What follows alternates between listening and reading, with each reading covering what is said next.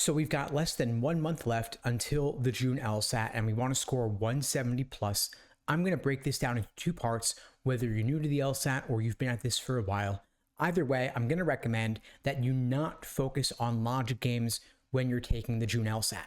The reason is, if you are aiming for the June LSAT, it's probably because you want to knock out the LSAT while games is still on the test, meaning that you're better at logic games than you are at logical reasoning or reading competence. So rather than focusing on what you're already good at, you'll benefit more from focusing on what you're not so good at, what could benefit from more work. The lowest hanging fruit for you will probably be logical reasoning or reading comp. I'm going to recommend logical reasoning because any gains you make in your understanding of logical reasoning will be doubled if you end up taking the LSAT in August or beyond for a retake, or if you end up postponing the exam last minute. Of course, less than a month till June. Let's focus on that. I'm going to recommend that you not take the June LSAT if you are brand new to the LSAT. It takes more than 1 month to master the test. You'll benefit from giving yourself more time. So I'm going to assume that if you're taking the LSAT in June, you've probably been at this for a while. If not, that's okay too. Either way, I'm going to recommend that you follow some version of my LASER approach to LSAT prep.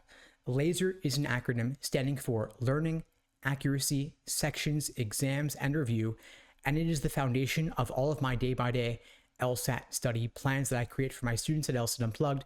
You can check out the links below the video to find out more and to book a call with me and my team. We'd be glad to help you out. But regardless, the LASER approach, again, learning, accuracy, sections, exams, and review, is the process I would follow no matter when you're taking the LSAT, whether you're taking it in June or August or beyond.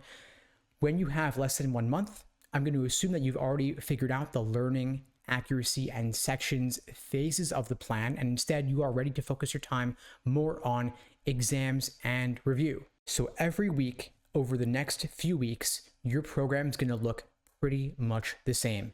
You take an exam, you review it, you take 2 timed sections, you review those, take another exam, review it, and take a day off. Those are your 7 days of the week. So Monday, you're taking a practice test. Tuesday, you're reviewing it. Wednesday, you're doing 2 timed sections back to back. Thursday, you're reviewing those. Friday, you're doing another full practice test. Saturday, you're reviewing it. Sunday, you're taking the day off. Obviously, days of the week are pretty arbitrary here. That's just an example. Bottom line, you're taking 2 practice tests a week. You're reviewing those. Another day, you're doing 2 timed sections. You're taking a day off because we don't want you to burn out. That's pretty much the plan. I'm assuming, again, you've already built that strong foundation. You've already drilled questions by type. You've already worked a lot on your pacing. And now at this point, it's largely about exams and simulating test day conditions. Of course, if you discover any weak areas, you could drill those on the side.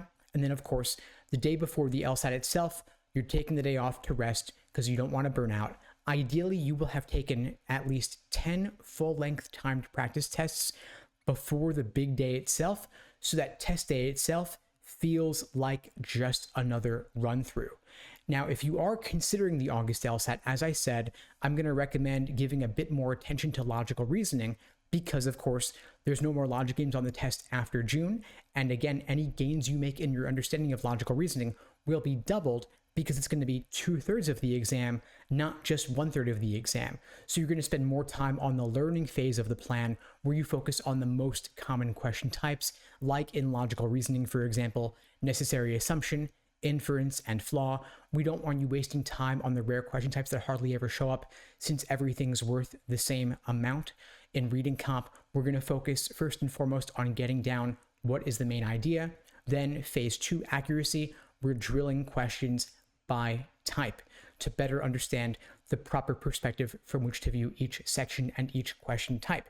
However, when you're going for the June LSAT, which I imagine most of you are, we don't want to waste time on foundation or drilling questions because we don't have enough time for that. We got to work on the pacing and the endurance to properly simulate test day conditions.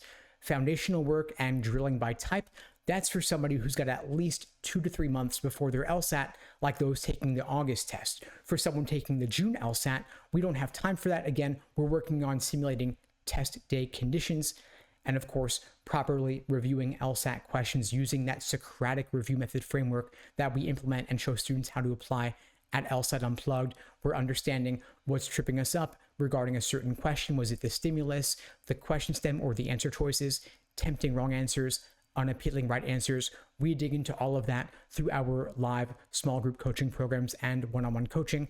If you need anything, reach out, just shoot me an email, click the link below the video to book a call. We'd be glad to help. And in the meantime, I'll wish you all the best and take care.